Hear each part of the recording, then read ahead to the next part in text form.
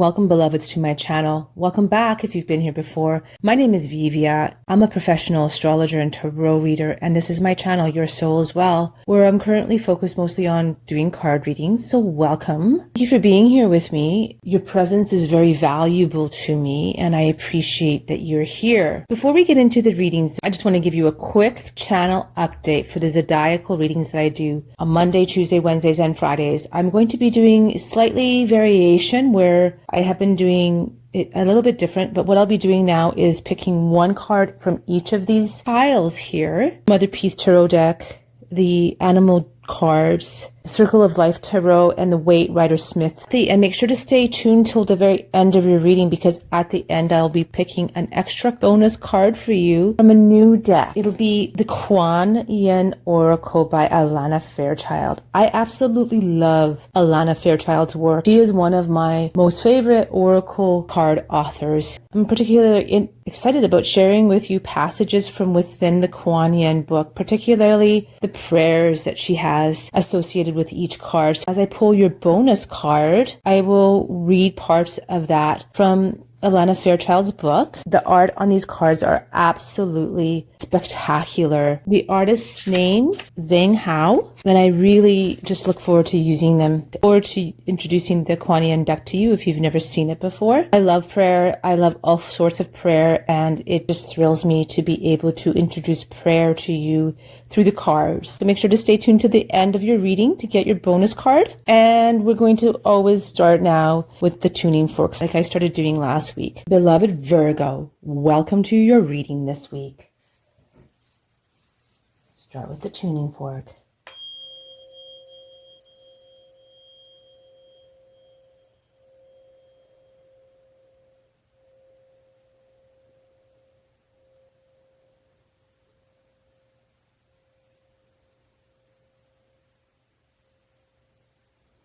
As I strike the tuning fork and the frequency goes through and I clear the space in the cards, allow it to clear your space too. If you should like that, please allow it to come into your body, allow it to clear your space. Allow the frequency to help you bring your field into cohesion. Allow yourself to get grounded and centered. And when you are ready, ask a question to the cards.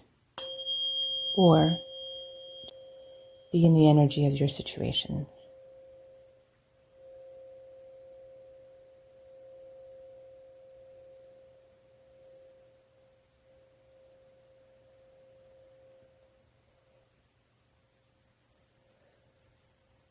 Right, now I'm going to start with the Mother Peace deck and just take out one card. This is the card. It's the Magician, but it was slightly to the right. So the Magician to the right means you're just really ready to go on your path. So remember, the Magician deals with our willpower, manifestation, bringing things into the world. And when it comes up to the right, you're really ready to go start something new. Like the energy around this is that you've been holding back for so long and you're just so ready to start now. You don't want to wait any longer. But whenever the Magician comes up, we always have to keep in mind not being too aggressive or forceful or domineering or trying to control situations or the people around us. That's one thing just to keep in mind. All right, so I'll just read this card. I wanted to do that with some of these cards. They're just so very different from the regular tarot, as well as they have a lot of history and different cultures, which is important. The Magician is performing a ritual. She puts on her leopard robe as a commitment to the pursuit of justice. She takes up the knife as a tool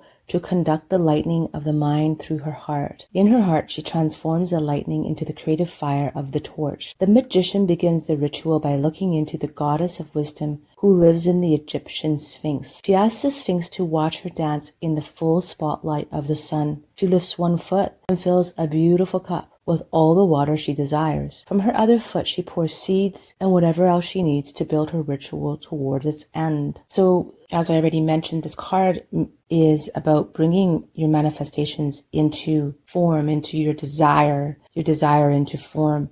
It's about using all of your will and all of your resources and all of the elements and conjuring them to create sustenance, to create your life. And essentially, that's what each of us do every day of our lives, whether we recognize it or not, whether we want what's in our lives or not. However, the Magician was to the right. So it is implying that you're trying to make something happen. It's like trying to force it, trying to make something happen. And whenever the Magician comes up, we need to look at tendencies of control, especially if it's not upright, especially if it's reversed or any with these kinds of cards, any which way but upright. That implies, and we need to look at patterns of control, patterns of manipulation. Either we are trying to control something or someone is trying to control up, or being controlled by a situation, being in a situation where we feel less than our best, less able to bring into this upright Magician. And that's the message there, beloved. All right, I'm moving on now to the Rider-Waite deck. Oh, this is the card. Oh, it's Elk.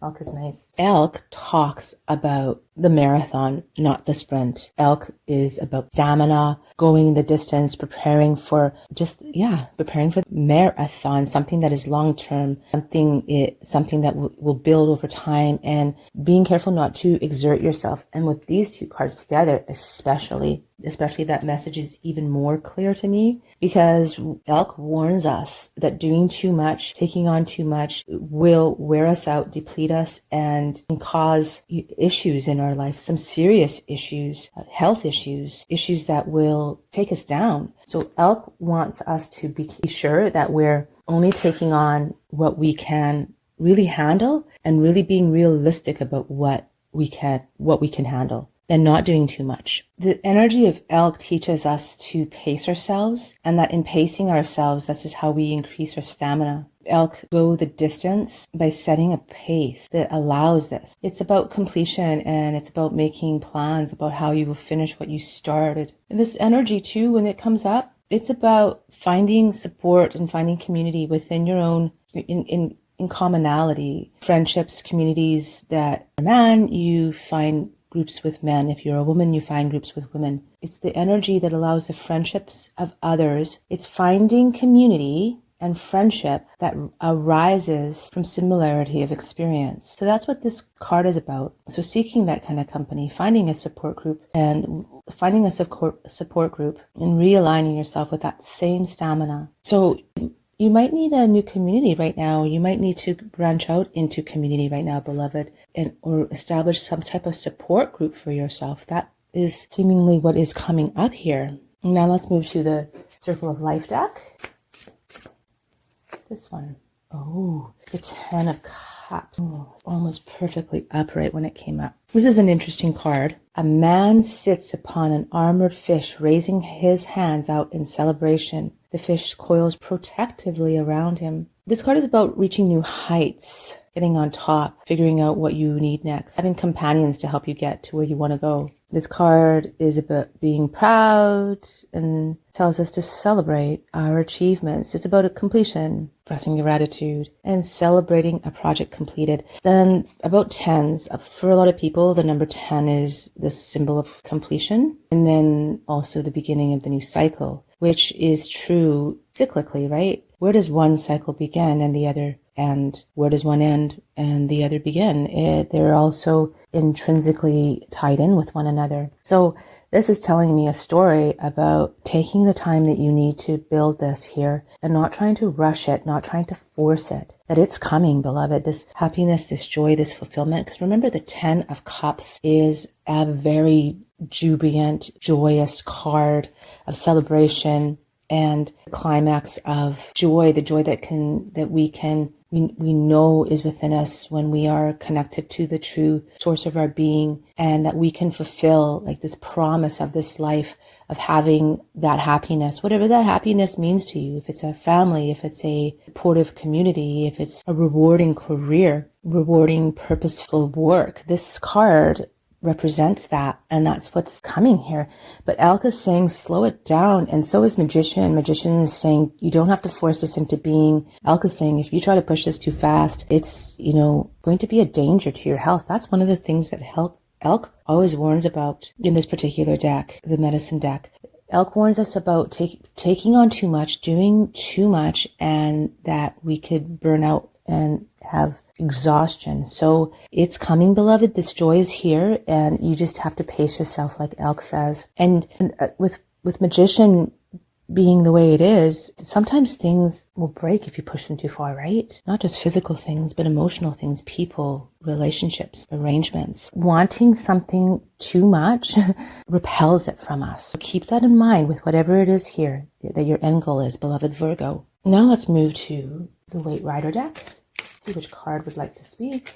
That one. Okay. So it looks like you had something planned with some other people, some project, but it didn't really go the way you wanted it to go. That's what I'm getting. That's the first thing I'm getting off the bat with this one and the other cards that are here. So the Three of Pentacles, when it's upright, it represents collaboration and effort, coming together with other people to do very meaningful work. Now, when it's reversed, it could indicate that these plans just didn't go the way that you wanted it to go. And see with this one here too, first card and then last card, it might not be going the way you want. And maybe this is what you're trying to force, something that you tried to work out already, some agreement, some contract that you had, and you're trying to push it forward. It also could mean like things slowing down. It could mean a delay in these plans and not to really expect anything right now. More work is needed. There's just more here that has to be drawn out of this. More experience is needed. More effort is needed. You might be dissatisfied with the work right now, the mediocrity of it. It could be at a standstill or slowing down. And then if that's true, if that relates to your situation, that explains the Magician in this position perfectly, because you have this desire here to push it forward. But again, referring back to the Magician, it's never good to push something that is not ready to be pushed, right? And then just keep in mind that you have this 10 here, this really beautiful card of celebration and completion and fulfillment and having like wishes fulfilled. So that's there, and that's the card that we'll focus on. But let's see what Kuan Yin wants to say about the situation. Let's do this card. The Yin Empress. The Yin Empress brings peace, prosperity, and success to her beloved devotees. Your soul purpose includes healing and empowerment of the divine feminine, the Yin Empress herself. You gain power, assistance, and untold blessings in following your soul purpose. You are lifted and supported in your sacred work now. You are a spiritual leader and pioneer, and part of what you are here to do for the planet on a soul level, whether you are a man or a woman, is to empower the divine feminine, the cosmic empress of Yin, or divine feminine energy, so that we might live in more balance as a species on Earth. So this divine feminine is only now making her resurgence on this planet, and many do not understand her. Your sacred task, for which you will be richly supported, nourished, and rewarded, is to help live her truths now. And in doing so, you are planting seeds of awareness and experience for others to draw from when they too are ready to live within her sacred truth. This will explain why at times you feel you do not fit into current culture. You are not meant to, because you are meant to help it grow and change. In the same way that beloved Kuan Yin had a rebellious and compassionate streak and did not fit into the world in the way that it was, because she was born to help it heal and ascend, so too does your soul yearn to make a real difference in this world, to help it be free of fear that leads to competition and domination and power struggles, and instead live from a place of love and peace. So your gifts, beloved, and the gifts of Kuan Yin are experienced through your feminine power, which you access through living your heart truths. So beloved Virgo, you are being asked to live into your feminine power now, to be true to who you are, and not given to social conditioning that tells you that feminine power is not enough, that you must compromise your values, your beliefs, or your compassion to get ahead or come out on top. You do not have to live that way. You are being empowered to live from your heart and realize that this is not only enough, it is a blessing for all. The Yin Empress asks the Yin Empress thanks you for your loving devotion and service to her, and shines blessings upon you now, beloved. This is the prayer to the Yin Empress. Divine Yin Empress, Mother of Compassion, Kuan Yin, Om Namaha, peace, grace, light, and feminine power. Infuse your being within my heart now. May I be a vessel of the grace and healing of the divine feminine. May I live my soul truths on this planet. May fear and anger be softened with love. May I find the true nature of my spiritual power, and may I align with you, beloved, into eternal grace of divine love. My devotion to the Yin Empress and her wish for all beings to be spiritually free grows in my heart now. I receive your love and protection. Om Mani Padme Hum. That's your beautiful prayer beloved Virgo. Beloved Virgo, that has been your reading this week. I hope you received value from it. Thank you for being here with me and join me every Friday on Your Soul's Well for your weekly reading. Have a blessed and beautiful week.